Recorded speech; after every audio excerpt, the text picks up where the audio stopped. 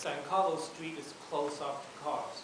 Before that, it used to be a street where buses run through and cars and traffic. And at that time, people literally had to, everybody kind of, trying to play chicken with the cars just to get across the plazas. And I think one of the concerns is that if you were to introduce light rail, then could it create a kind of a hazard situation, create kind of barrier in terms of the students' access to one place to another. And then as to the construction impact, I think it's also legitimate because even the campus, for any smaller projects, the faculty start complaining, oh, why are you doing this? Isn't the money being spent the wrong way? So I think that,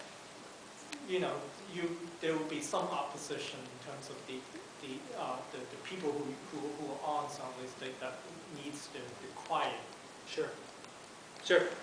Well, maybe it says it should go in a tunnel. That actually was brought up by the staff. I mean, I had to point out that building a tunnel is not the least disruptive thing to do. If you're going to trench. Especially a shallow tunnel, right? Yeah. But anyway. But yes. You avoid the pedestrian conflict and you keep train speeds up. In product, it's great. Right. But it's sort of building on tunnels. Yes. Was any consideration given to San Fernando Street? I know you've got San Carlos is the natural because you're going along there anyway, but yeah.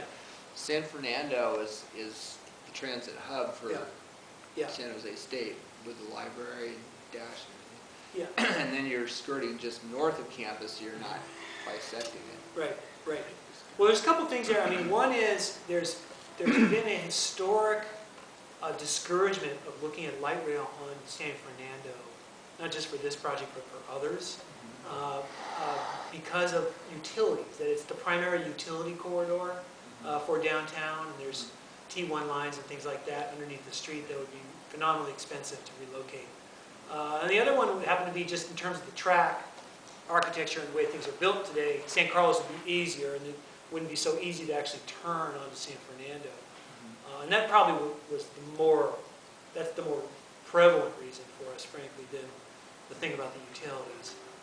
But suffice to say, it's never been encouraged to operate on San Fernando. The Santa Clara Block project, when it was looking at light rail, was always kind of prevented from looking at San Fernando. But I mean, all your points are exactly right about it's the perfect location, it's the perfect kind of transit. Okay, so now I'm going to turn to the top part of the system, the sort of east-west part of, that is the Tasman branch. And so Tasman West is from 1st Street to the west of Mountain View. We call Tasman East basically the section that goes from 1st Street over to Great Mall, and then Capitol is south of that. But for our purposes here, we have two versions. One's called the short T, and one's called the long T. This variation is the short T. And when we did our market analysis, we really saw that there's two markets horizons. The early horizon, in terms of today's market, is we're doing kind of a disservice for our riders who are on the east side, that McKee, Penitencia, Hofstadter. A lot of people are riding from there over to that Santa Clara area, Old Ironsides, Great America, that area. They have to transfer. So they go over to Tasman, they get off that train, they wait for another train going up to Mountain View, and that builds in a lot of time onto their trip.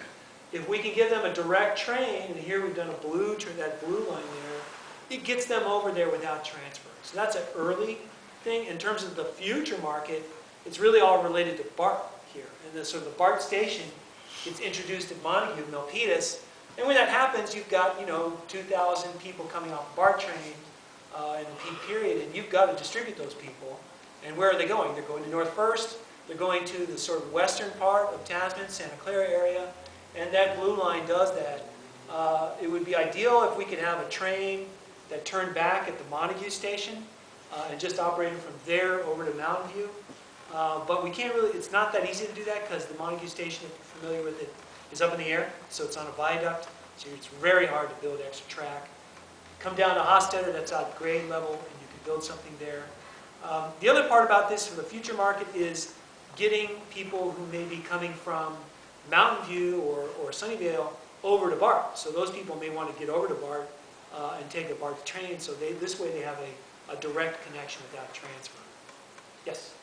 Couple of questions. Has there ever been any consideration about the fact that the proposed 49er stadium in Great America, because I don't see any particular dedicated station. Right. Current Great America station would be great for the proposed 49ers site. However, I have to look at this, and I need to look at this a little bit further.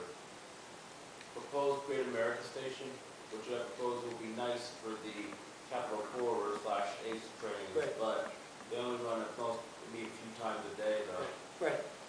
Yeah, that's a good question. There's a couple things. I mean, first of all, and I forgot to mention this, but this proposal and the long T as well propose a new station. That new station would be directly above the Santa Clara, Capital Corridor and A station. So on top of that overpass, that allows for a lot better transfer for the people who make that trip today. To do that, we would actually close the 2 adjacent stations. So in order just really to prevent 3 stations that are really close together, we could keep both those stations in existence, and we could open the Great America Station for game days and events at a future stadium. And so that would be one concept that we would do. So in other words, you would convert the current Great America station to say special stadium station for 49ers, Right. and other events at the proposed stadium, if Yeah. that ever happens. Right, like Stanford does that. The Caltree does that for Stanford football, for example. So yeah, that's one idea. This arrangement here allows us to better serve a future football stadium. And one of the drawbacks of serving a stadium with our existing arrangement is that we are limited to 2-car trains because we're interlining with the Sona line. And so you've got to have 2-car trains carry an exiting football stadium. Very difficult to do. So this allows us to have different trains going into there, different consist sizes, which can address that demand. Yes? Also, will there be any time connections between the light rail and Capital Corridor, ACE and BART? One of the main concerns I'm Yeah. seeing right here is that I haven't seen any mention about any time transfers. Right. The lack of it would definitely offset any ridership benefits. Right. This allows us to do that better than if they were, I mean, with the current way we operate, it's almost impossible to time transfer to Capital Corridor, for example, given the length of the time, the walk time. This allows us to better able to do it, but we haven't, to be honest, we haven't really got into that level of detail in terms of scheduling. We're really at the sort of concept stage and cost stage. Right. Will that be considered eventually? Yes, yes, that's one of the benefits of this arrangement.